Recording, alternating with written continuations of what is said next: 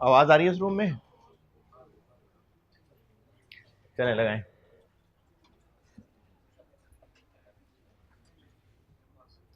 अस्सलाम वालेकुम। दुरूद शरीफ पढ़ लें।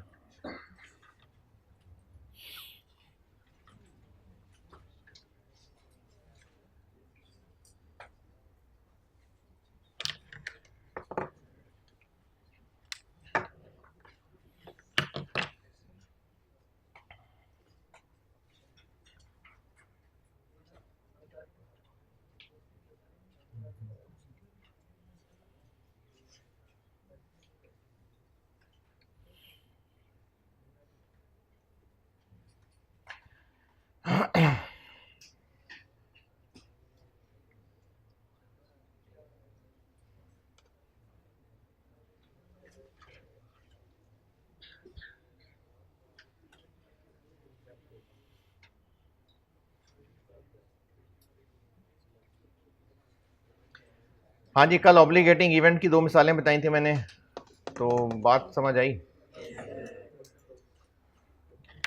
पास्ट इवेंट एक्सप्लेन कर रहा था।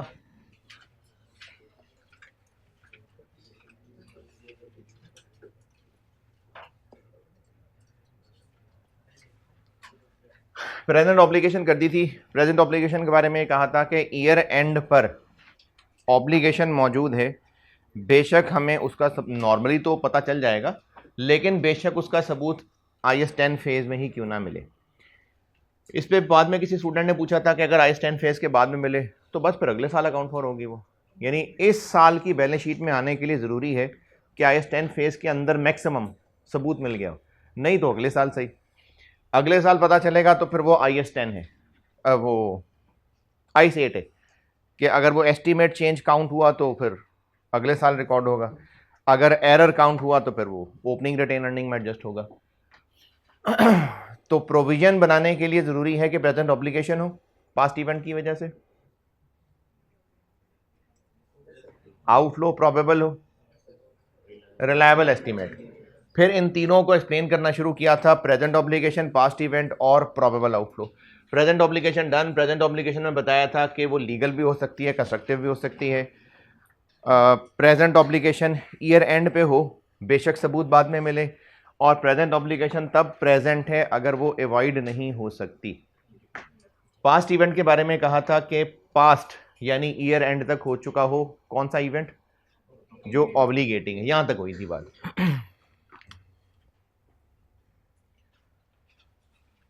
तो पास्ट इवेंट का मतलब है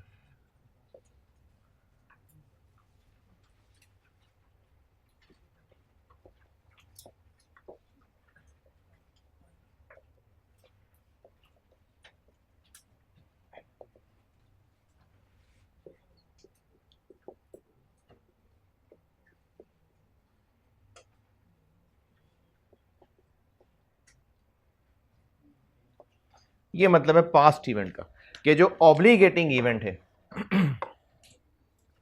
वो ईयर एंड तक हो चुका हो। ये जो कल 2 मिसालें बताई थी ना, ये इस पॉइंट की मैंने मिसालें बताई थी कि ईयर एंड तक ऑब्लिगेटिंग इवेंट हो चुका हो।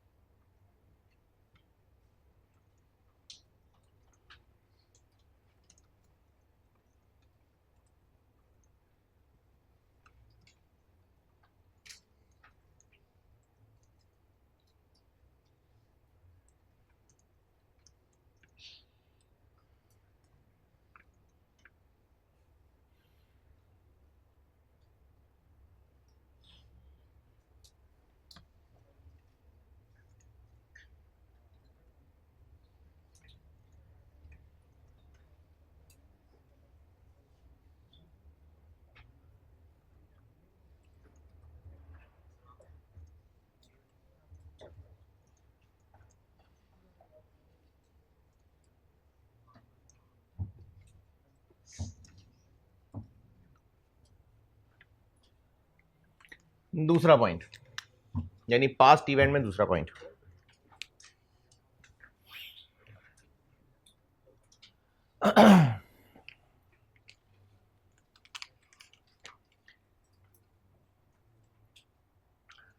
अगर हमने प्लांट की इंस्टॉलेशन के दौरान या कोई भी फैक्ट्री की इनॉग्रेशन की थी और देखे चाहिए पकवा के, तो उस इलाके में काउंसलर को बुलाया, पार्टी शार्टी की, उसके बाद वही हड्डियां जो है ना साइड पे दीवार के साथ फेंक दी। या हमारा केमिकल प्रोसेस ऐसा था कि मशीनरी इंस्टॉलेशन की, उसके बाद इर्द गिर्द के जो खेत थे वो हमने ख़राब कर दिए सारे केमिकल से। कुछ भी ऐसा कि हमने गंद फैला दिया, हमने गंदगी फैला दी।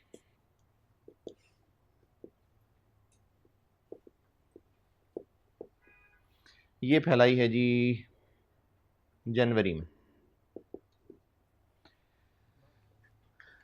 अगर उस वक्त कोई लॉ होता कि जो इस इलाके में जो भी पोल्यूशन फैलाएगा वो साफ भी करेगा, अगर लॉ होता तो गंदगी फैला देने के बाद हमारी सफाई करने की ऑब्लिगेशन लीगल बन जाती। या फिर हमने खुद ऐलान किया हुआ होता कि इस इलाके की सफाई में हम अपना पूरा रोल देंगे, अगर कभी हमसे पोल्यूशन फैली तो हम साफ कराएंगे, तो कंस्ट्रक्टिव ऑब्लिगेशन होती। तो हुआ ये कि जनवरी में हमने जब गंद फैलाया तो ना ही उस वक्त सफाई का कोई लॉ था और ना ही हम दुनिया में साफ मशहूर थे। तो अब सफाई की ऑब्लिगेशन, ना हम साफ मशहूर हैं, ना हमने कभी ऐसे दावे किए, ना कोई लॉ है, तो अब सफाई कराने की ऑब्लिगेशन नहीं है।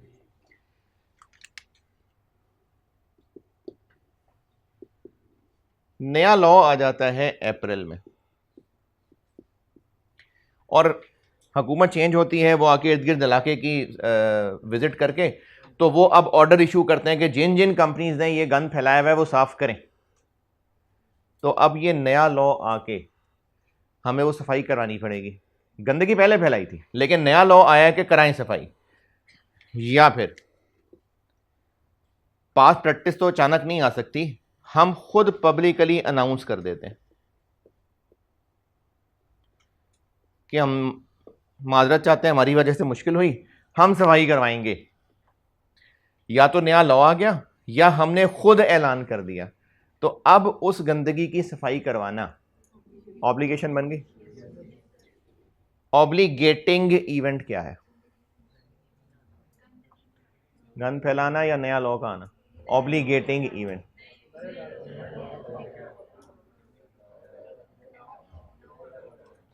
ये जो हमने गंद फैलाया है ये ऑब्लिगेटिंग इवेंट है या नया लॉ और हमारा ऐलान ऑब्लिगेटिंग इवेंट? ये ऑब्लिगेटिंग event.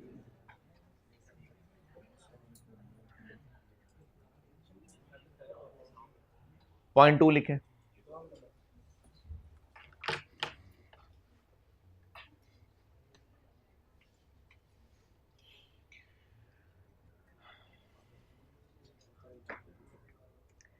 An event that does not give rise to an obligation, an event that does not give rise to an obligation immediately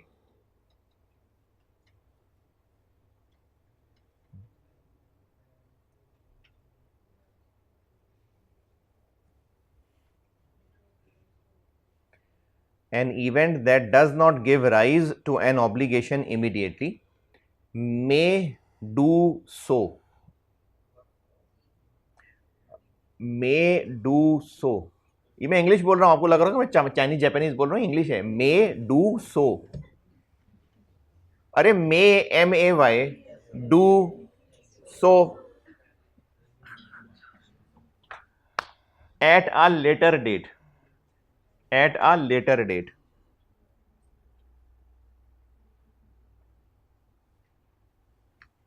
ये मैं आपको ओरिजिनल IAS की इंग्लिश बता रहा हूं, इंग्लिश है ये। मैं an event that does not, नहीं रिपीट कर रहा हूं, an event that does not give rise to an obligation immediately, यानी वो इवेंट जो फौरन तो हमारी ऑब्लिगेशन नहीं बना रहा, मे डू सो, कर सकता है ऐसा एट अ लेटर डेट।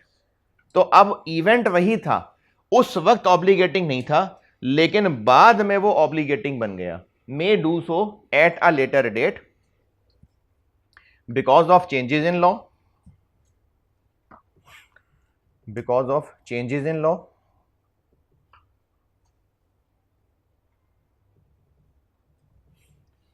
और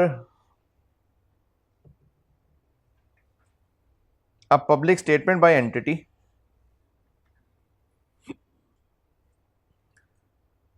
or a public statement by entity giving rise to constructive obligation।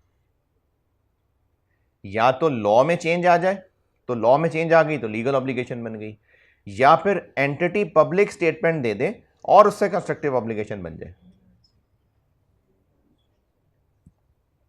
An event that does not give rise to an obligation immediately may do so at a later date because of changes in law or by public statement by entity giving rise to a constructive obligation।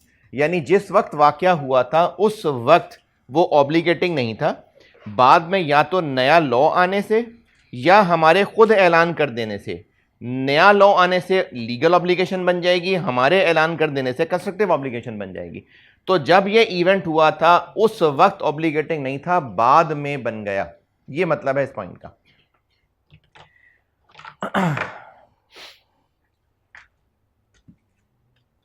तो नए law ने या public announcement ने इसको ऑब्लिगेटिंग event बना दिया। गंदगी फैलाना ऑब्लिगेटिंग इवेंट बन गया इसकी वजह से। ये पॉइंट 2 है।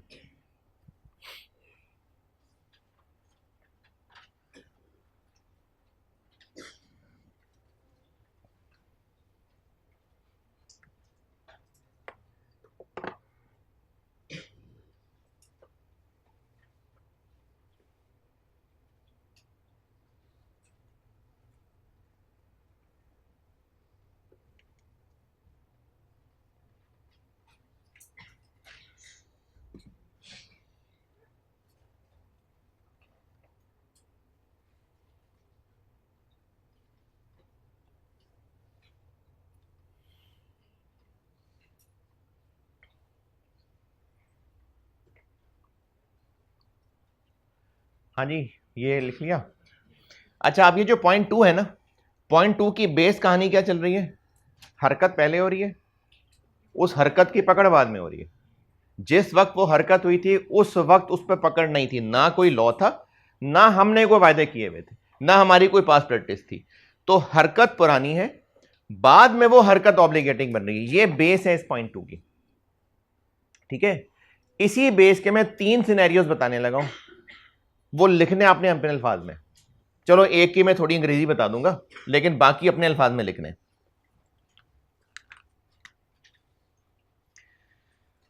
ये जो पॉइंट 2 है ना बेस, कि हरकत पहले हुई है, पकड़ में वो बाद में आ रही है, इस पॉइंट 2 के मैं 3 सिनेरियोज बताने लगा जो आप अपने अल्फाज में लिखिएगा। पहला सिनेरियो, पॉइंट 2 क्या बात क्या चल रही है? काम पहले हुआ है, ऑब्लिगेटिंग वो बाद में बन रहा है। पहला सिनेरियो, ईयर एंड तक अगर ये पुरानी की हुई हरकत या तो नया लॉ आने से या हमारे ऐलान करने से, ईयर एंड तक ये नया लॉ आ गया या हमने ऐलान कर दिया, तो बिल्कुल सिंपल है कि हाँ है प्रेजेंट ऑब्लिगेशन। ये लंबी हो गई बात। ये जो पॉइंट नंबर 2 मैंने बताया ना, इसका जो बाय डिफॉल्ट सिनेरियो बन रहा है वो ये बन रहा है कि हम पुरानी हरकत को नए लॉ आने की वजह से या ऐलान करने की वजह से ऑब्लिगेटिंग इवेंट कह रहे हैं ना, तो ये नया लॉ और पब्लिक अनाउंसमेंट कब तक हो चुकी हो? ईयर एंड तक हो चुकी हो। ये पहला सिनेरियो कि ये जो बाद में नया लॉ या पब्लिक अनाउंसमेंट हो रही है वो ईयर एंड तक हो रही है। तो अब इसका कंक्लूजन क्या बनेगा? Present obligation as a result of past event है। नहीं, मजा नहीं आया मुझे, नहीं सही समझाया मैंने। ये जो मैंने पॉइंट 2 बताया है ना कि पहले हरकत हुई थी, पकड़ी बाद में गई है, तो इसको मैं 3 सिनेरियोज में बांट रहा हूं। पहला सिनेरियो, ये जो बाद में हरकत पकड़ में आ रही है, कैसे? या तो नया लॉ आने की वजह से या पब्लिक अनाउंसमेंट की वजह से। तो ये दोनों काम या इन दोनों में से कोई एक ईयर एंड तक हो चुका है तो present obligation as a result of past event वाली बात पूरी हो जाएगी। यानी इन दोनों में से किसी एक का आ जाना ईयर एंड तक हो गई प्रेजेंट ऑब्लिगेशन। ये पहला सिनेरियो है कि ये जो एट अ लेटर डेट है ना, या पता नहीं मुझे आपकी शक्लों से लग रहा है मेरी बात ही नहीं समझ आ रही किसी को। ये जो एट अ लेटर डेट वाली बात है, ये लेटर डेट कब? 25 साल बाद। ईयर एंड तक हो चुका हो तो बस हो गई पहली कंडीशन पूरी, present obligation as a result of past event, हो गया ये ऑब्लिगेटिंग इवेंट। तो पहला सिनेरियो ये है कि ये दोनों या कोई एक काम ईयर एंड तक हो चुका है तो फिर है प्रेजेंट ऑब्लिगेशन। ये पहला सिनेरियो है।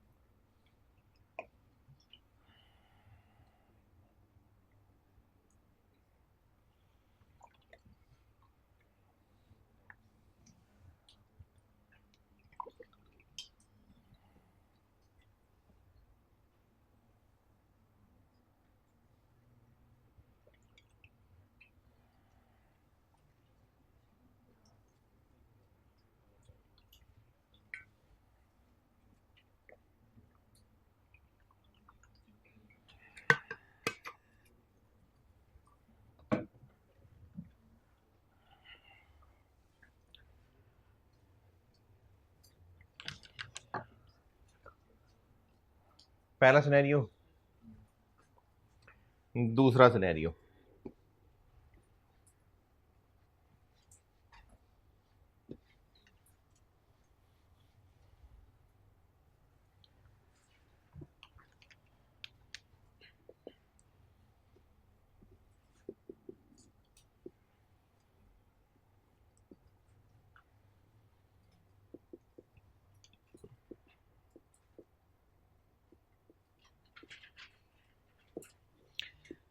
IS 10 फेज में अनाउंस किया हमने, नया लॉ नहीं आया, अनाउंस किया, और वो भी IS 10 फेज में। ईयर एंड से पहले पहले हमने गन फैला दिया हुआ था। ईयर एंड तक ना ही लॉ है, ना हमारी कोई पास प्रैक्टिस है, ना हमारा कोई ऐलान है। हाँ, ईयर एंड के बाद IS 10 फेज में हमने ऐलान कर दिया सफाई करवा देंगे। ईयर एंड के बाद हमारा ऐलान करना एडजस्टिंग है कि नॉन एडजस्टिंग है? ठहरे, अभी नहीं। एडजस्टिंग है कि नॉन एडजस्टिंग है? यानी ओ ठहर जाना, यानी एडजस्टिंग है तो ईयर एंड पे प्रोविजन बनेगी, या फिर नॉन एडजस्टिंग है कि नहीं बनेगी? ईयर एंड के बाद ऐलान करने से क्या हमारी ईयर एंड पर वो पहली कंडीशन पूरी हो गई, present obligation as a result of past event, या ये ऐलान करना नॉन एडजस्टिंग है?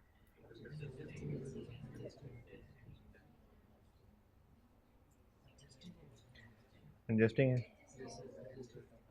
अच्छा, क्यों नॉन है? नॉन एडजस्टिंग की आवाज आई थी मुझे कहीं। अच्छा, जिनको लग रहा है कि एडजस्टिंग है, चले मान लेते हैं। कंस्ट्रक्टिव ऑब्लिगेशन के लीगल ऑब्लिगेशन? कंस्ट्रक्टिव। और कंस्ट्रक्टिव ऑब्लिगेशन की डेफिनेशन क्या है? दो हिस्से हैं उसके। एक, हमारी कोई हरकत, हमारा ऐलान, and as a result it has raised a valid expectation.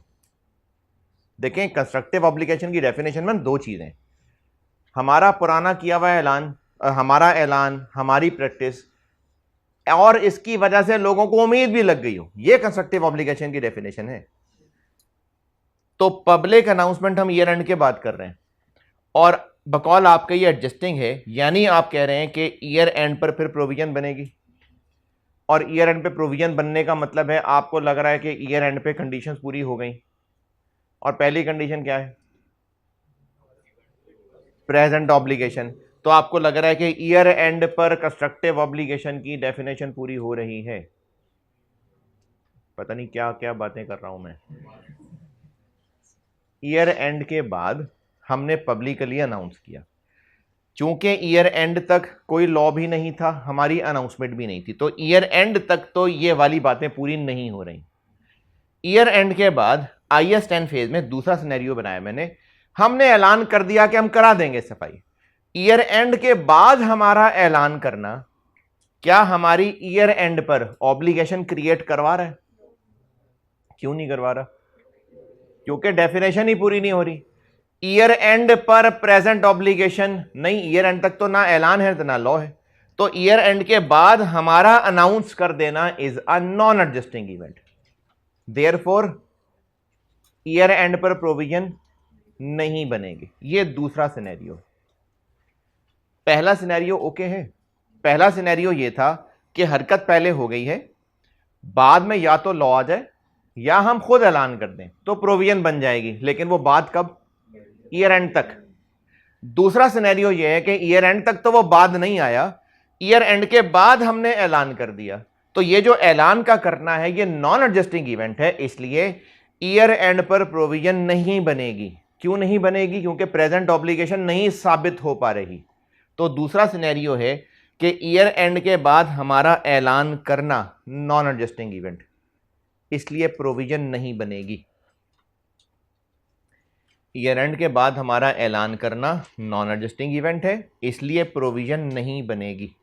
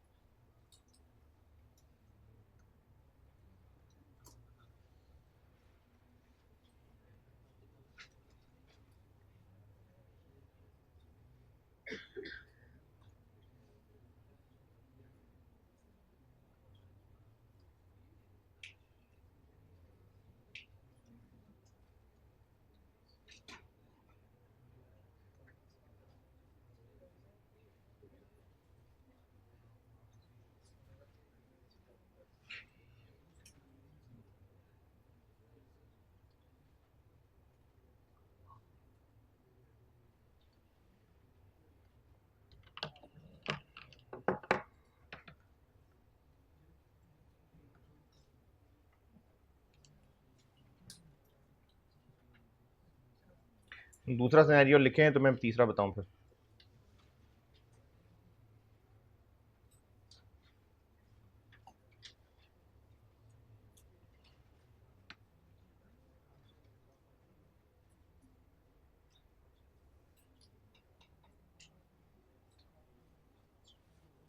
लिख लिया?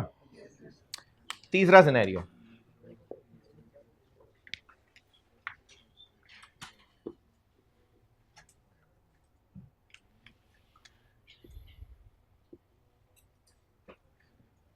अब इसमें क्या हो रहा है, ईयर एंड तक तो कुछ नहीं हुआ, ईयर एंड के बाद नया लॉ आ गया।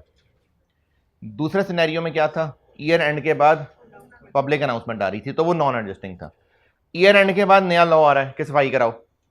और इस तीनों सिनेरियो का मैंने कॉन्टेक्स्ट यही .2 रखा हुआ है। क्या है .2? कि पहले हरकत हुई थी, बाद में वो हरकत पकड़ में आ रही है। या तो नया लॉ आ रहा है कि वो वाला गन साफ करो, या फिर हम ऐलान कर रहे हैं कि हम सफाई कराएंगे। तो तीसरे सिनेरियो में ईयर एंड तक ना ऐलान है ना लॉ है, ईयर एंड के बाद नया लॉ आ रहा है।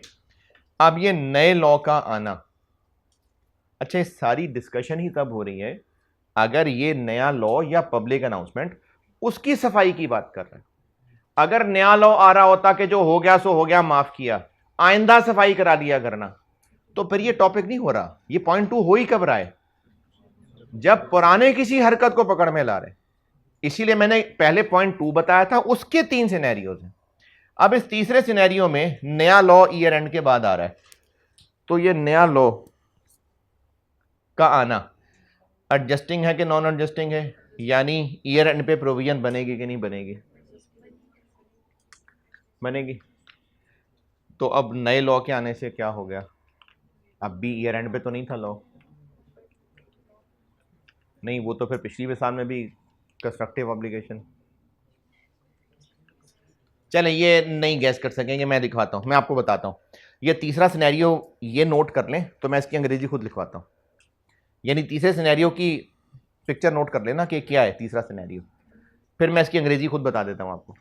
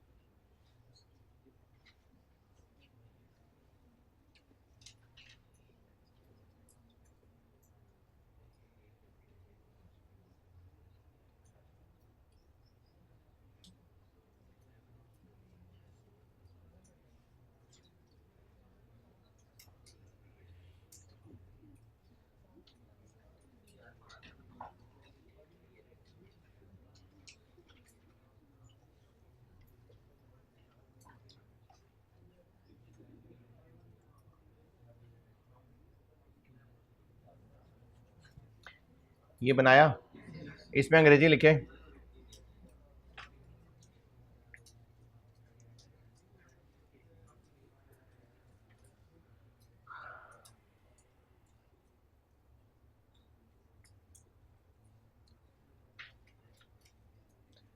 it is an adjusting event, it is an adjusting event। क्या एडजस्टिंग इवेंट किसकी बात हो रही है, ये नया लॉ का आना। It is an adjusting event and provision shall be recognized at year end। It is an adjusting event and provision shall be recognized at year end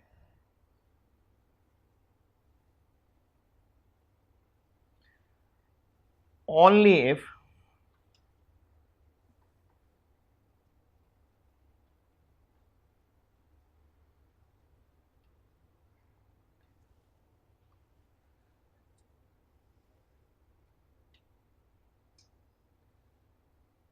new law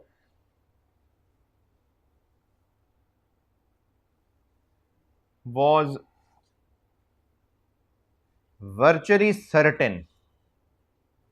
virtually certain, virtually certain होता है तकरीबन confirm. only if new law was virtually certain at year end, virtually certain at year end to be enacted, to be enacted as drafted, enacted as drafted।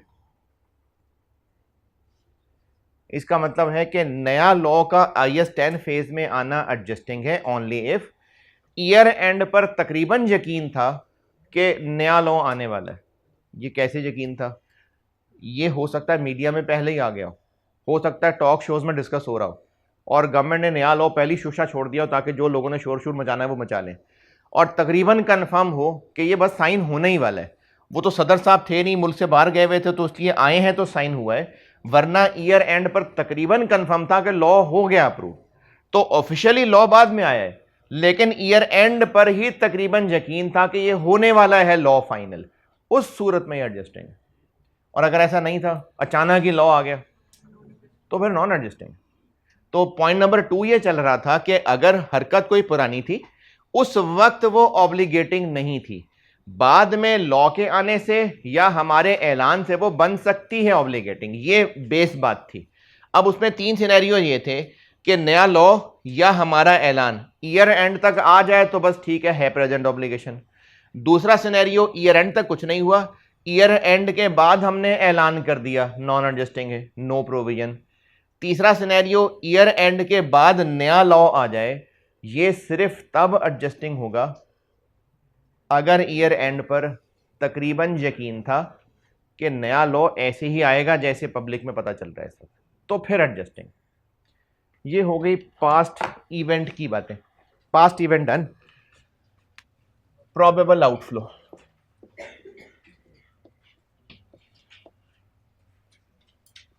Probable outflow ये क्या हो रहा है? ये मैंने क्या पास्ट इवेंट की heading दिया प्रोबेबल आउटफ्लो? ये जो मैंने प्रेजेंट ऑफ वो जो प्रोविजन शैल बी रिकॉग्नाइज की 3 कंडीशंस लिखी थी, उनमें से 3 बातें हाईलाइट की थी कि उनको और एक्सप्लेन किया जा रहा है। तो प्रेजेंट ऑब्लिगेशन कर दिया एक्सप्लेन, पास्ट इवेंट हो गया, अब प्रोबेबल आउटफ्लो को एक्सप्लेन कर रहा हूं।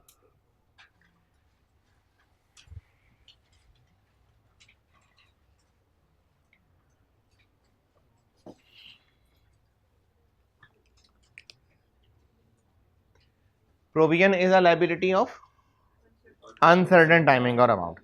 और अगर कोर्ट का डिसीजन आ गया होता, नोटिस आ गया होता, सब कुछ पक्का पक्का पता होता, तो फिर प्रोविजन नहीं है, फिर तो पक्का पेएबल है। ये प्रोविजन का कॉन्सेप्ट ही क्यों आ रहा है? क्योंकि अभी कच्चा कच्चा चल रहा है काम, अभी ऑर्डर आया नहीं है, अभी लॉ आया नहीं है, अभी कच्चा कच्चा काम चल रहा है, तो इसलिए प्रोविजन है। अभी जब कच्ची कच्ची बातें चल रही हैं तो 100% कंफर्म है कि हमें लाजमी खर्चा करना पड़ेगा? नहीं, अभी डाउट है। तो उस डाउट के लिए शर्त यह है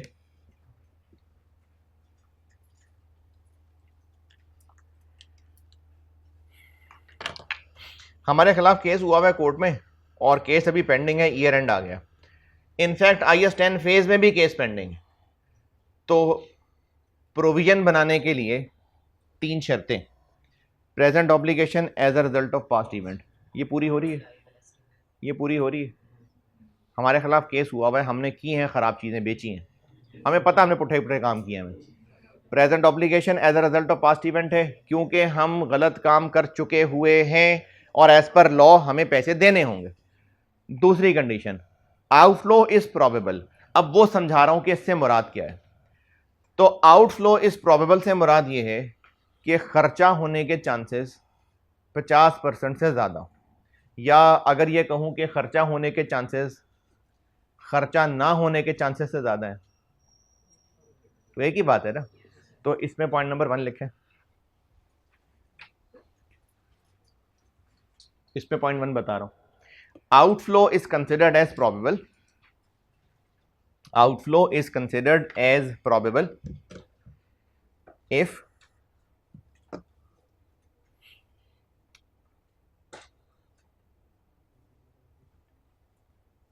it is most likely to occur, it is most likely to occur then नहीं, then THAN, not to occur, it is more likely to occur than not to occur। और ये जो मुश्किल से अंग्रेजी है इसके लिए ब्रैकेट में लिख लें, इसका मतलब ये है कि आउटफ्लो के चांसेस मोर देन 50%।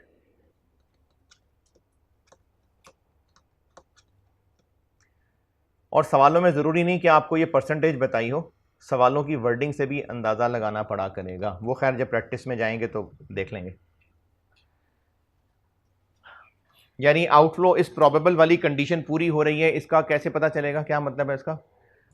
कि हमारा बेस्ट अंदाज़ा है कि आउटफ्लो होने के चांसेस 50% से ज़्यादा है।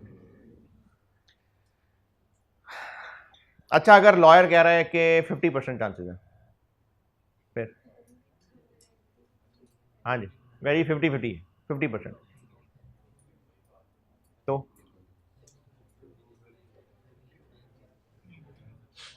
फिर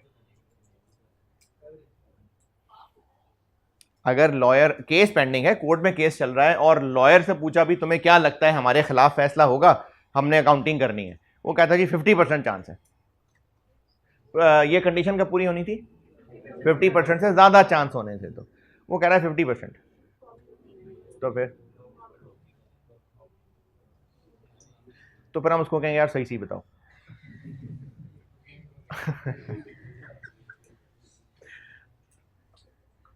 अच्छा, एक स्टूडेंट ने पेपर दिया, आप तो पास हैं, किसी की बात कर रहा हूं। अगर एक स्टूडेंट ने पेपर दिया और वो पेपर देकर कहता है, मतलब बहुत कॉमन सी ये टर्म होती है कि इतने % चांस है कि पेपर पास हो जाएगा, ये नॉर्मल बात हो रही होती है। तो कभी स्टूडेंट ने कहा है कि मैंने पेपर तो किया है लेकिन मेरा ख्याल है 64.37% चांस है कि पास हो जाऊंगा। हाँ जी, ऐसे वो कहेगा कुछ? क्यों, ऐसे क्यों नहीं है? मतलब ऐसे क्यों 64.37% चांस है, क्यों नहीं? क्योंकि उसके पास कोई फार्मूला थोड़ी है जिसमें वो फिगर्स डाल रहा है और उस फार्मूले का आंसर आ रहा है इतने % चांस है। वो तो सब्जेक्टिव बात कर रहा है। जितना ज्यादा कॉन्फिडेंस होगा उतना ही वो 50 से आगे होगा। कोई जी 90% चांस है कि पास हो जाएगा, 80% चांस है कि पास हो जाएगा। तो जो इस तरह परसेंटेजेस में अंदाजा बताया जा रहा होता है वो सब्जेक्टिव बात है, किसी फार्मूले का आंसर नहीं है। तो अगर लॉयर कह रहा होगा कि 50% चांस है, तुम कहेंगे सही सी बताओ यार, कोई एक बात करो। फिर वो कहेगा हाँ जी 50% से ज्यादा चांस है, तो प्रोविजन बना लेंगे। और अगर कहेगा 50% से कम चांस है तो नहीं बनाएंगे। तो इसलिए एग्जैक्ट 50% नहीं हो सकते, ये सब्जेक्टिव बात। तो लॉयर ने या तो कहना है 50 से ज्यादा चांस है या 50 से कम चांस है, तो पेपर में भी 50-50 नहीं होगा। तो प्रोबेबिलिटी का मतलब क्या हुआ, नहीं, आउटफ्लो इज प्रोबेबल का मतलब क्या हुआ कि खर्चा होने के चांसेस 50% से ज्यादा है। ये इस पहले पॉइंट का मतलब था।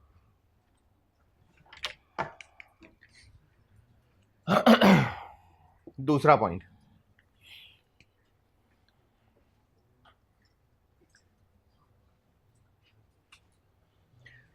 दूसरे पॉइंट में मिसाल बदल लेता हूं। अगर गुड्स बेचते हैं हम कस्टमर्स को 6-6 महीने की वारंटी पे, कि कोई भी चीज में खराबी हुई, हाँ भाई कितने महीने की वारंटी, कितने महीने की वारंटी पे बेची चीज है? 6 महीने की। और साथ क्या कंडीशन बताई थी?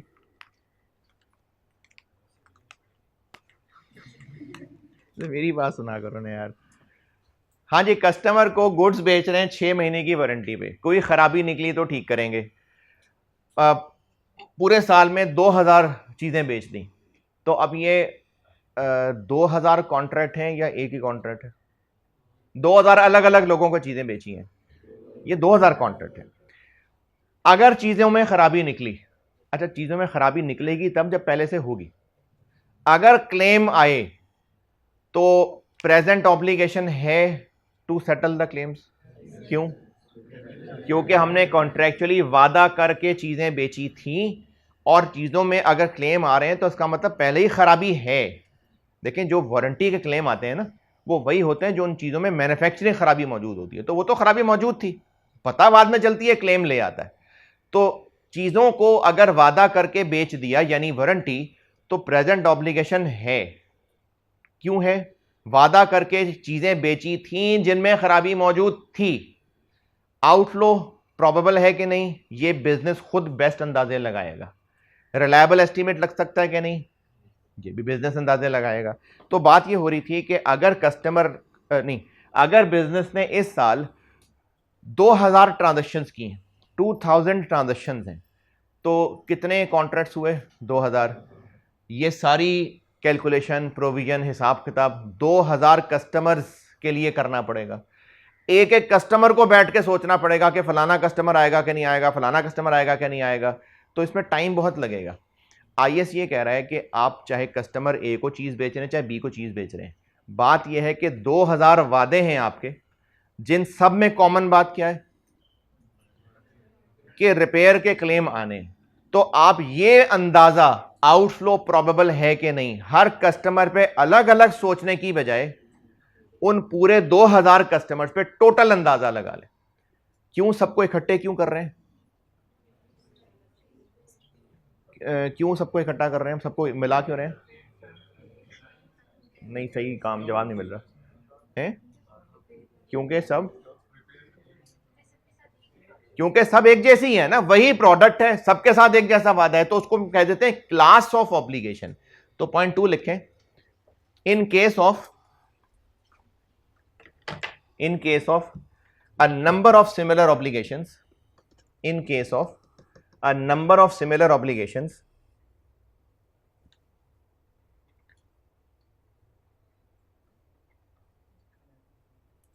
अच्छा ये जितनी चीजें मैं आपको समझा रहा हूं, मिसालें दे रहा हूं, ये मुझे बिल्कुल अंदाजा ये कच्ची कच्ची रह रही हैं, जब इनके सवाल होंगे ना तो पकेंगे, लेकिन जब तक मैं आपको पूरी बातें नहीं बता सकता तो सवालों तक जा नहीं सकते। तो जितनी भी कच्ची कच्ची रह रही हैं बस सब्र शुक्र से चलते जाए। हाँ, कुछ कुछ समझ आ रही है तो सही है, ये ना वो समझ ही नहीं आ रही तो जरूर पूछें। ये जो कल और आज बातें कर रहा हूं कुछ पल्ले पड़ रही है। क्या लिखा जी? In case of a number of similar obligations, bracket में लिखें for example warranty,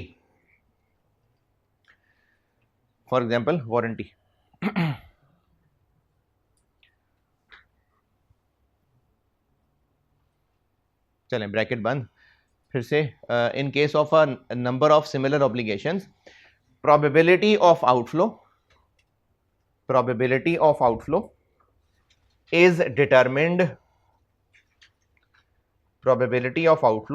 is determined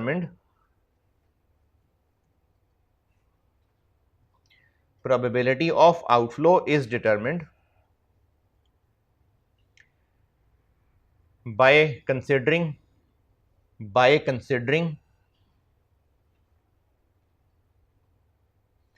the class of obligations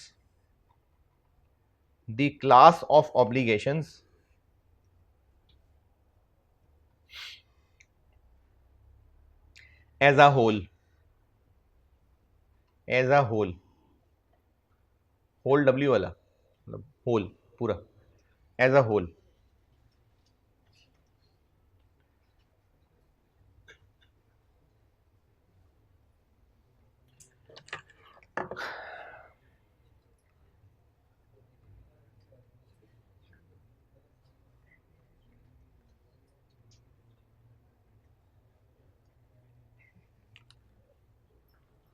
ये प्रोबेबल आउटफ्लो वाली बात भी पूरी हो गई।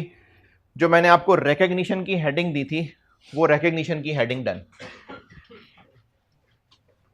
रिकॉग्निशन की हेडिंग की समरी ये है कि चूंकि प्रोविजन अभी कच्ची लायबिलिटी है, या तो उसकी अमाउंट कच्ची है या टाइमिंग कच्ची है, और हम उसके पकने का इंतजार करेंगे तो बैलेंस शीट से छुप जाएगी, तो इसलिए प्रोविजन का नाम देकर उसको रिकॉर्ड करना है, यानी कुछ ना कुछ डेबिट और प्रोविजन फॉर कुछ ना कुछ क्रेडिट करनी है। लेकिन चूंकि कच्ची है तो फालतू एंट्रीज ना करने लग जाएं, तो उसके लिए आईएस ने 3 कंडीशंस लगा दी। एंट्री तब करेंगे अगर प्रेजेंट ऑब्लिगेशन हो as a result of past event, outflow probable हो और रिलायबल एस्टीमेट लग सकता हो। फिर इसको और एक्सप्लेन ये किया कि प्रेजेंट ऑब्लिगेशन वो होती है जो हम अवॉइड ना कर सकते हो और ईयर एंड पर प्रेजेंट ऑब्लिगेशन मौजूद है, चाहे उसका एविडेंस आईएसएन फेज में ही क्यों ना मिले, और वो obligation for accounting purposes legal वाली भी हो सकती है और कंस्ट्रक्टिव वाली भी हो सकती है। फिर उसमें ये पढ़ा कि पास्ट इवेंट यानी इवेंट हो चुका हो, लेकिन कौन सा इवेंट हो चुका हो? ऑब्लिगेटिंग इवेंट हो चुका हो। फिर ये पढ़ा कि वो इवेंट उस वक्त ऑब्लिगेटिंग नहीं था, बाद में भी किसी वजह से बन सकता है। और फिर आखिरी चीज ये पढ़ी है कि आउटफ्लो प्रोबेबल होने का मतलब है कि आउटफ्लो होने के चांसेस 50% से ज्यादा हो। रिकॉग्निशन बस। अब आते हैं मेजरमेंट पे।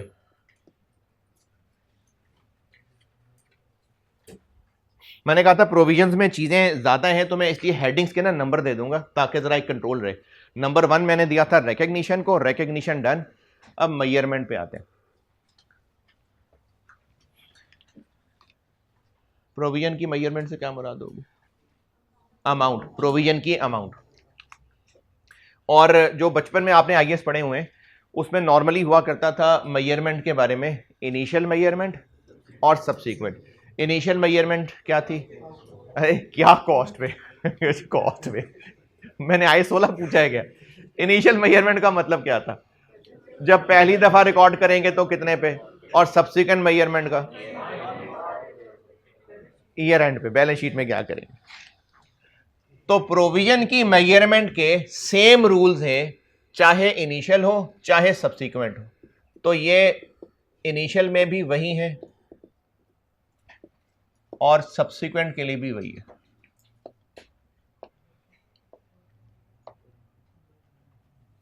मेजरमेंट के जो रूल्स बताने लगा हूं इनिशियल के लिए भी वही है और सब्सिक्वेंट के लिए भी वही है।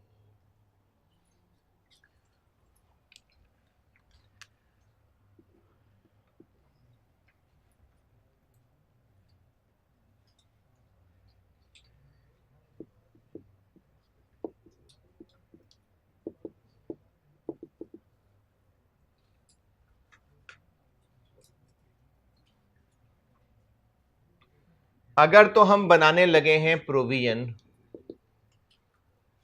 फॉर सिंगल ऑब्लिगेशन, या फिर हम प्रोविजन बनाने लगे हैं for class of multiple obligation,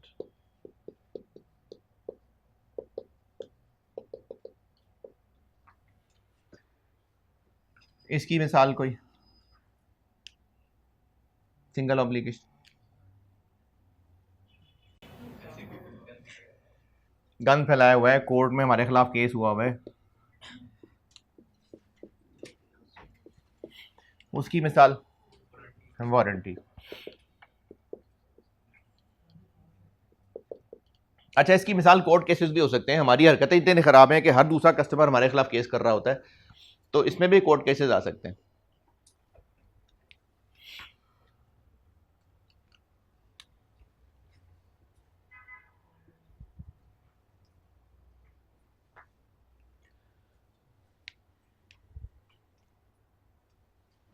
provision की अमाउंट कंफर्म होती है, अनसर्टेन होती है ना। अच्छा, वैसे ये हो सकता है कि अमाउंट कंफर्म हो, टाइमिंग अनसर्टेन, ऐसे भी हो सकता है, क्योंकि provision is a liability of uncertain timing और अमाउंट। और उर्दू वाला नहीं है, इंग्लिश वाला। और तो अमाउंट नॉर्मली अनसर्टेन होती है, पक्की हो सकती है। अगर अमाउंट अनसर्टेन है तो हम अमाउंट कैसे कैलकुलेट कर रहे होंगे? अंदाजा लगा रहे होंगे। अंदाजा कौन लगा रहा होगा? कोई रेलिवेंट एक्सपर्ट लगा रहा होगा। जैसे अगर अंदाजा कोर्ट केस का लग रहा है, हमारे खिलाफ केस हुआ हुआ है,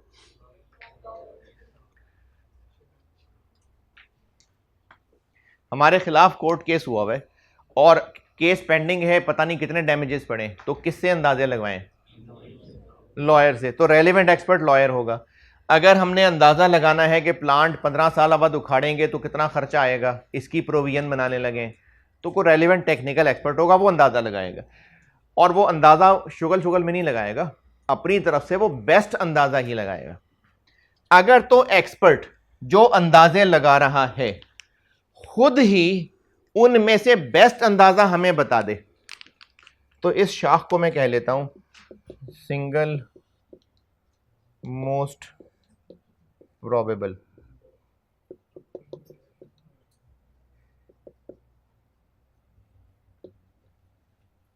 या in other words best.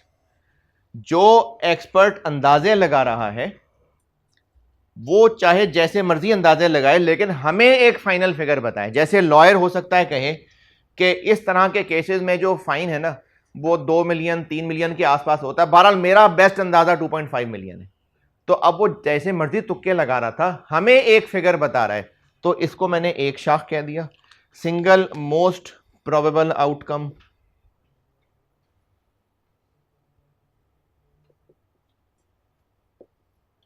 is determined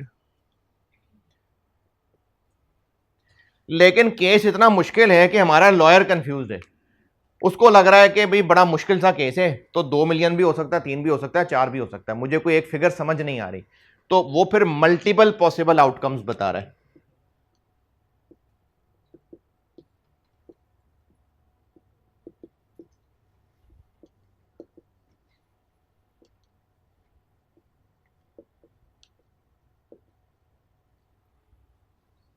अच्छा है, तो इसमें आगे फिर मजीद 2 शाखें, लेकिन वो ज़्यादा शाखों शाखी हो जाएगा, तो मैं इस पे ना फिर उसको 0.1 0.2 कह दूंगा।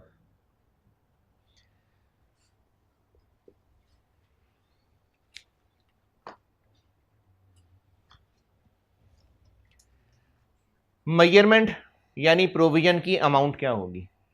अगर हम किसी एक ऑब्लिगेशन पे प्रोविजन बनाने की बात कर रहे हैं और जो रेलेवेंट एक्सपर्ट है वो हमें अपना बेस्ट आंसर बता रहा है, तो प्रोविजन कितनी अमाउंट की बनेगी, उसी बेस्ट अमाउंट की बनेगी। तो इस शाख पे फल लगा रहा हूं, provision shall be measured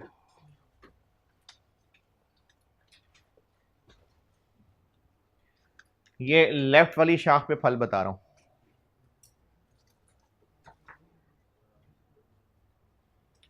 provision shall be measured at best estimate of the expenditure, at best estimate of the expenditure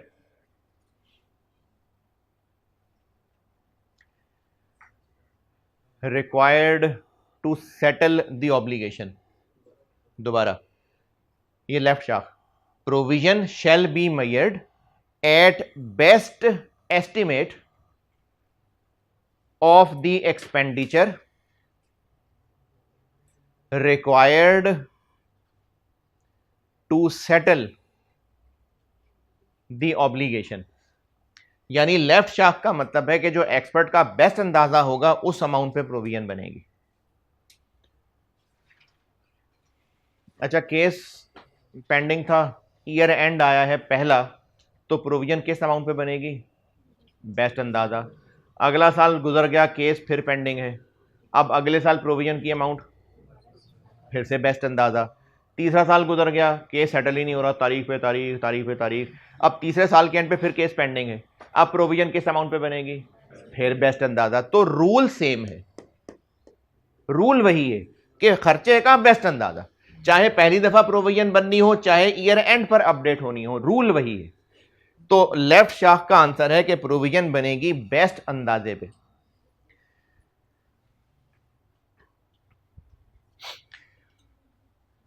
लेकिन अगर हमारे एक्सपर्ट को ही नहीं एक बात समझ आ रही, वो ही 2-3 अंदाजे लगा रहा है।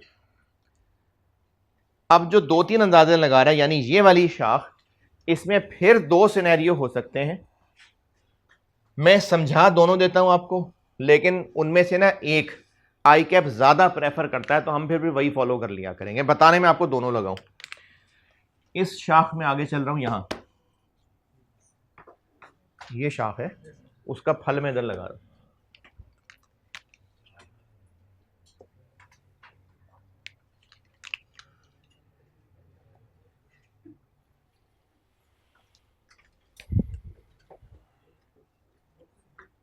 लिखता हूं, पहले 2 मिसालें समझिएगा। अगर जो हमारे खिलाफ केस हुआ है, जिस सेक्शन के तहत केस हुआ हुआ है, कोई तो लॉ का सेक्शन होगा ना, जिस सेक्शन के तहत केस हुआ हुआ है, ऐसे खुद ही से अपना लॉ बना रहे हैं हम, जिस सेक्शन के तहत केस हुआ हुआ है उस सेक्शन में लिखा हुआ है कि जो क्लेम करने वाला जितनी अमाउंट क्लेम कर रहा है, जज के पास राइट है चाहे तो वो उतनी ही अमाउंट का ऑर्डर कर दे, चाहे उसकी 50% का। ये मैंने अभी खुद से लॉ बनाया, ऐसा है नहीं कोई, मिसाल दे रहा हूं। अगर लॉ में ये लिखा हुआ था कि जज के पास 2 ही ऑप्शंस हैं, या तो वो 100% अमाउंट का ऑर्डर करेगा या फिर 50% अमाउंट का ऑर्डर करेगा, अपने पास से कोई अमाउंट इधर उधर नहीं कर सकता, अगर लॉ में लिखा हुआ है तो। जो हमारे खिलाफ कस्टमर ने क्लेम किया है, तंग हो गया था कस्टमर, बुरा मान गया था, उसने कहा जी मैं बड़ी तकलीफ में रहा हूं, मुझे बहुत दुख हुआ है, तो 50 मिलियन का उसने दावा कर दिया हमारे खिलाफ। अब वो जो उसने 50 मिलियन क्लेम किया है, किसी ना किसी लॉ के सेक्शन के तहत किया होगा। मिसाल दे रहा हूं कि फर्ज करते हैं उसमें लिखा हुआ है कि जज या तो जितने मांग रहा है क्लेमेंट उतने ही देगा या फिर 50%, इसके अलावा जज के पास ऑप्शन नहीं है। तो अब अगर हमारे पास नहीं, हमारे खिलाफ फैसला आया, कस्टमर ने 50 मिलियन मांगा हुआ है, अगर हमारे खिलाफ फैसला आया तो कितनी अमाउंट का होगा? या 50 का होगा या 25 का होगा। ये दो ही बातें हो सकती हैं, इनफैक्ट इन दोनों में से कोई एक बात ही हो सकती है। अब अगर हमारा लॉयर कह रहा है कि मुझे ना 70% चांस लगता है कि जज साहब ये करेंगे, मैंने ना उनकी आंखों में देखा था, खून उतरा होता उनकी आंखों में, मुझे लग रहा है कि जज यहां तक जाके बात सेटल करवाएगा, तो अब हमें प्रोविजन किस अमाउंट पे बनानी चाहिए? 50। क्यों? क्योंकि ज्यादा चांस इस बात के। ये मिसाल कच्ची कच्ची आई समझ? एक और मिसाल देता हूं, फिर दोनों रिपीट करूंगा, फिर अंग्रेजी लिखूंगा। दूसरी मिसाल, हमारा लॉयर ये कह रहा है कि केस बड़ा अजीब सा है, मुझे समझ नहीं आ रही कि कहां बात पहुंचेगी, लेकिन बहरहाल मुझे लगता है कि जो फाइन है ना वो 10 मिलियन भी हो सकता है, लेकिन ये 7 भी हो सकता है आपकी 3 में जान छूट जाए, हो सकता है ऐसा। अब जो लॉयर हमें अंदाजे बता रहा है, क्या इन 3 में से ही कोई एक होगा? नहीं, हो सकता है 8 हो जाए, हो सकता है 12 हो जाए, हो सकता है 15 हो जाए। लॉयर ने बस वैसे ही 3 फिगर्स कोट कर, वो 4 भी कर सकता था। जैसे किसी मैथ से पहले कोई एक्सपर्ट कहे जी मेरा ख्याल है 250 300 स्कोर होगा, तो क्या 271 नहीं हो सकता? क्या 272 नहीं हो सकता? तो वो फिर एक्सपर्ट अगर ऐसे बोल रहा होता मेरा ख्याल है कि 250 हो सकता है, 251 हो सकता है, 252 हो सकता है, 253 हो सकता है, 254 हो सकता है, 255 हो सकता है, 250, तो फिर उसका प्रोग्राम ही खत्म हो जाता। तो अगर एक्सपर्ट ने कोई फिगर बतानी है तो कोई 2-3 फिगर्स ही बोलेगा ना, लेकिन जो 2-3 फिगर्स वो बोल रहा है बस उन्हीं में से कोई एक होगी, नहीं उनके अलावा भी हो सकती है। जबकि ये क्या था? इनमें से कोई एक है। अब अगर बेस्ट एस्टिमेट कि ये शक्ल बन रही है, तो प्रोविजन किस अमाउंट पे बनानी चाहिए? जिसके चांसेस ज्यादा है। और अगर ये वाली शक्ल बन रही है, यानी जो एक्सपर्ट पॉसिबल खर्चे बता रहा है उनमें से भी कोई हो सकता है, उसके अलावा भी कोई हो सकता है, अब प्रोविजन किस अमाउंट पे बनाए? ये भी हो सकता है, ये भी हो सकता है, पता नहीं क्या करें, मतलब मल्टीपल चीजें हो सकती हैं। तो एवरेज ले लें, फिर इनकी एवरेज कर लेंगे। अब वो एवरेज किस तरह की हो सकती है? एवरेज की कई शक्लें होती हैं।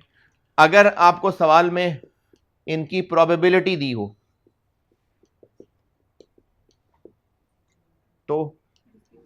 तो फिर प्रोबेबिलिटी वेटेड एवरेज कर लें। प्रोबेबिलिटी वेटेड एवरेज क्या होता है? समेशन पी एक्स क्या होता है? This into this, this into this, this into this plus. तो अगर ये वाली शाख है, क्या है इस शाख में? एक्सपर्ट ऑब्लिगेशन एक है, एक्सपर्ट जो अंदाजे बता रहा है वो एक से ज्यादा अंदाजे बता रहा है, वो कोई एक अंदाजा कंक्लूड नहीं कर पा रहा। अगर वो कोई एक अंदाजा ही कंक्लूड कर पाता, बहुत नींद आ रही है यार, अगर कोई एक अंदाजा कंक्लूड कर पाता तो प्रोविजन उस बेस्ट अंदाजे पे बनती, लेकिन अगर वो मल्टीपल अंदाजे बता के हमें भी कंफ्यूज कर रहा है, तो फिर या तो ये सिनेरियो होगा या ये होगा। अगर ये सिनेरियो हुआ तो जिस खर्चे के चांस ज्यादा है, और अगर ये सिनेरियो हुआ तो एवरेज। एग्जाम में सवाल पढ़ के ये क्लियर नहीं होता कि ये वाली सिचुएशन है कि ये वाली है, तो सॉल्यूशन दोनों ही ठीक है। लेकिन आई कैप के पुराने सवालों में से कुछ इस तरह हुए हैं, बाद में ज्यादातर आई कैप के सॉल्यूशंस इस पे बेस्ड होते हैं, तो हम इसी को प्रेफर कर लेंगे। हैं दोनों ही सही, लेकिन हमें सवाल में ना इतनी गहराई नहीं दी होगी कि यही वाला हो सकता है या वो भी हो सकते हैं, तो उसका फिर हल ये है कि हम प्रेफर इसको कर लेंगे। मैं लिख के आपको दोनों दे रहा हूं, लेकिन एग्जाम में हम प्रेफर इसको किया करेंगे। तो इस दूसरी शाख के फल,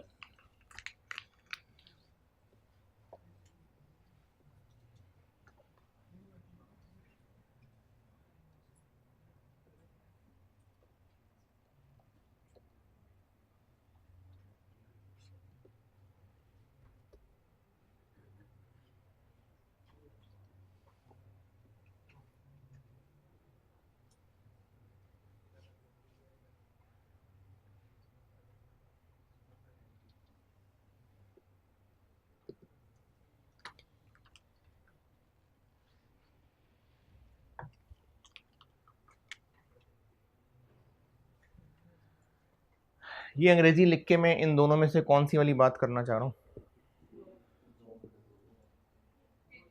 ये वाली। तो इस मसले का जवाब क्या होगा, हम प्रोविजन उस अमाउंट पर बनाएंगे जिसके चांसेस ज्यादा हैं।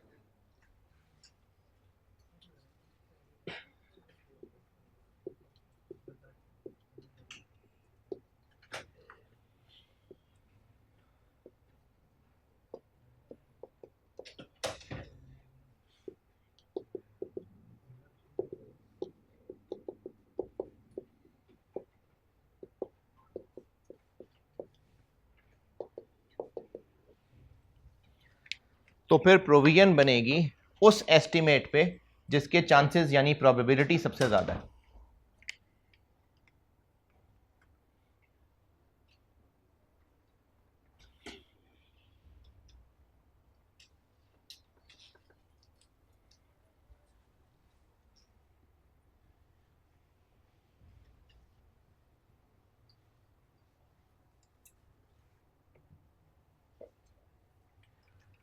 और अगर जो अंदाजे लगाए जा रहे हैं उनमें से भी हो सकता है, उनके अलावा भी हो सकता है।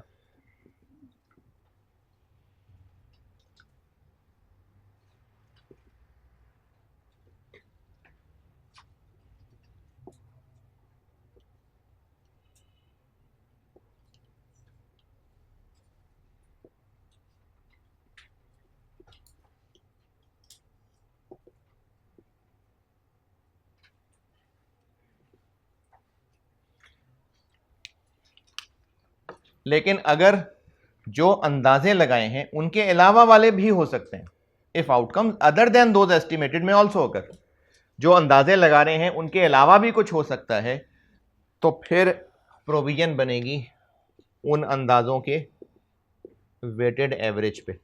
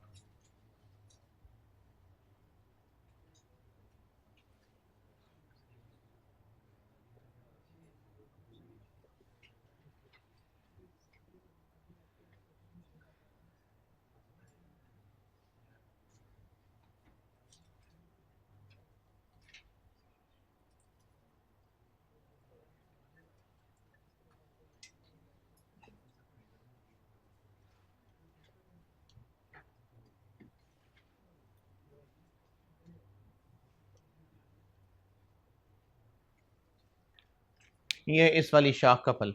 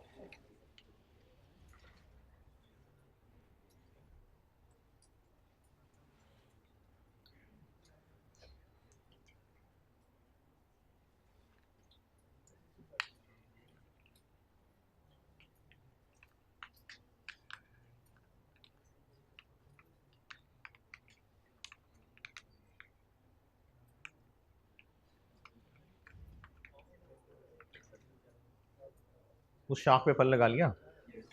सवाल लिखें।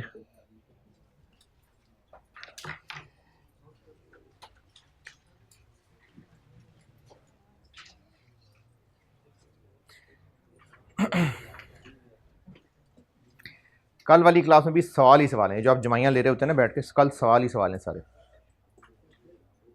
न्यूमेरिकल वाले वो भी। अच्छा जी, during 2026 customer filed a suit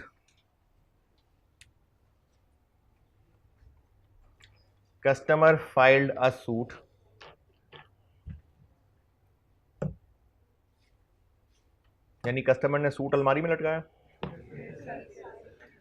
customer filed a suit for damages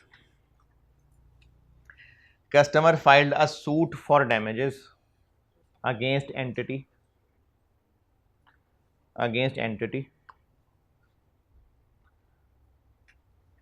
for 20 million damages के लिए उसने हमारे खिलाफ केस किया। एट ईयर एंड, अगला सेंटेंस है, at year and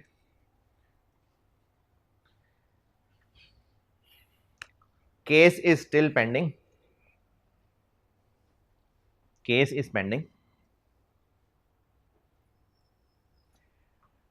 and entities यानी हमारा लॉयर believes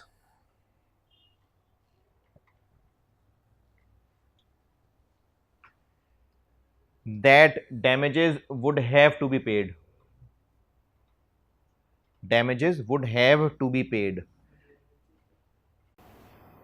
पता नहीं यार, भूल गया अब तो क्या, कहाँ से, लॉयर बिलीव से, entities lawyer believes that damages would have to be paid. अच्छा, ये जो सेंटेंस लिखवाया कि damages would have to be paid, तो इससे क्या पता चल रहा है कि आउटफ्लो इज नहीं, बेस्ट एस्टिमेट नहीं, आउटफ्लो इज प्रोबेबल वाली बात इससे निकल रही है। मैंने कहीं बताया नहीं कि 50% से ज्यादा चांस है, लेकिन would have to be paid, इस सेंटेंस से पता चल रहा है कि 50% से ज्यादा चांस है। तो आउटफ्लो प्रोबेबल परसेंटेज भी सवाल में हो सकती है, लेकिन ज्यादातर इसी तरह के सेंटेंसेस से पता चलता है। अच्छा, अगर लिखा होता कि lawyer believes that it is less likely that damages would be paid, तो फिर प्रोबेबल आउटफ्लो ना होता। सही है। तो lawyer believes that damages would have to be paid and,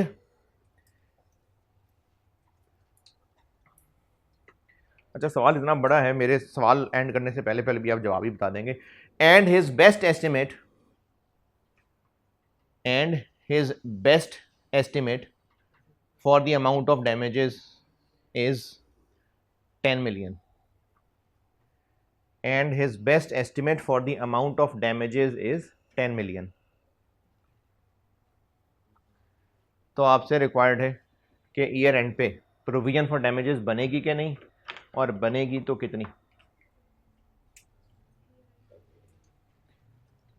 year and पर प्रोविजन बनेगी या नहीं, और बनेगी तो किस अमाउंट की बनेगी, कितने की, 10 मिलियन की। अच्छा बनेगी क्यों ऐसे, क्योंकि हमारे खिलाफ केस हुआ हुआ है, तो यकीनन को बुरी बुरी हरकतें की हैं तो केस हुआ है। तो present obligation as a result of past event, outflow probable क्यों है, क्योंकि लॉयर को लगता है would have to be paid, और रिलायबल एस्टीमेट बिल्कुल लग सकता है। तो फिर मेजरमेंट किस अमाउंट पे होनी चाहिए, 10 million.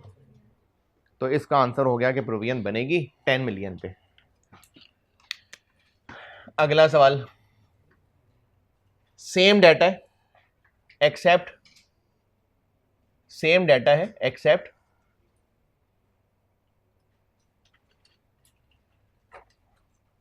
lawyer has provided following estimates, lawyer has provided following estimates।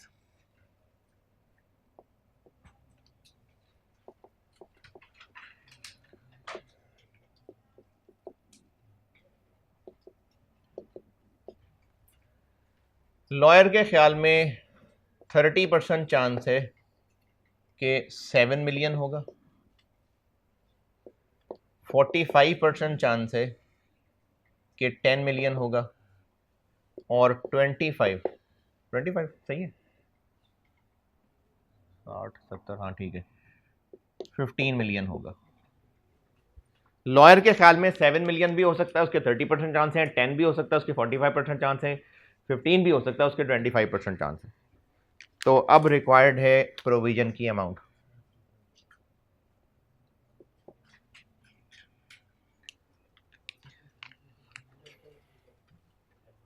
अच्छा कैलकुलेशन की प्रैक्टिस के लिए इन दोनों से करिएगा।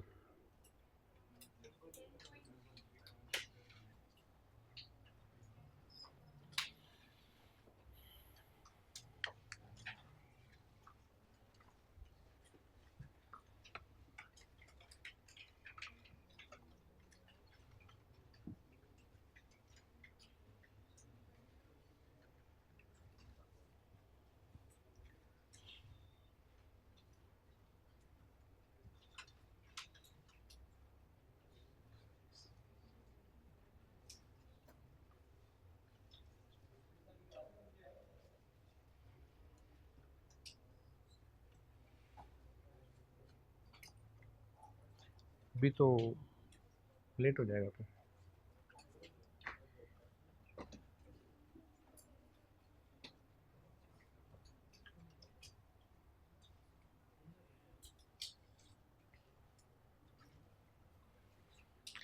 हाँ जी, अगर ऐसे सॉल्व करें तो 10 मिलियन, क्यों, क्योंकि सबसे ज्यादा चांसेस 10 के हैं। और अगर ऐसे सॉल्व करें 7 into 0.3 plus 10 into 0.45 plus 15 into 0.25, 10.35। अच्छा इससे मैं कहीं आपको यह साबित नहीं कर रहा कि दोनों तरीकों से आंसर तकरीबन आसपास आएगा, नहीं बिल्कुल नहीं, वो तो इत्तेफाक से 10 के आसपास है, वरना ऐसी कोई शर्त नहीं है। और ये मैंने भी ज़बानी बोली थी बात, आई कैप के सॉल्यूशंस में ये ज़्यादा फॉलो हो रहा होता है, तो हम इसको कह देते हैं प्रेफरेबल फॉर एग्जाम्स।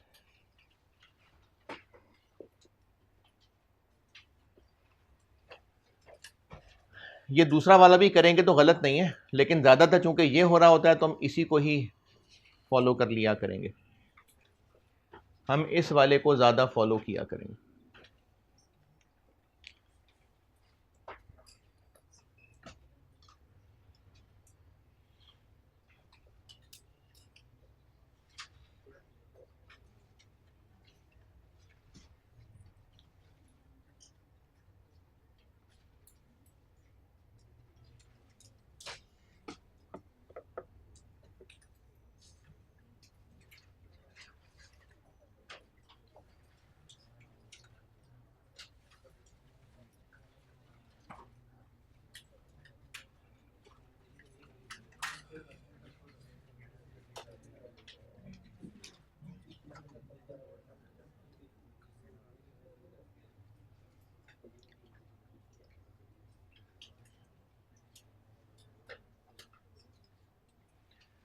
इस वाले के सवाल फिर मैं कल कराता हूँ, ये क्लास ऑफ एप्लीकेशंस के कल कराता हूँ सवाल।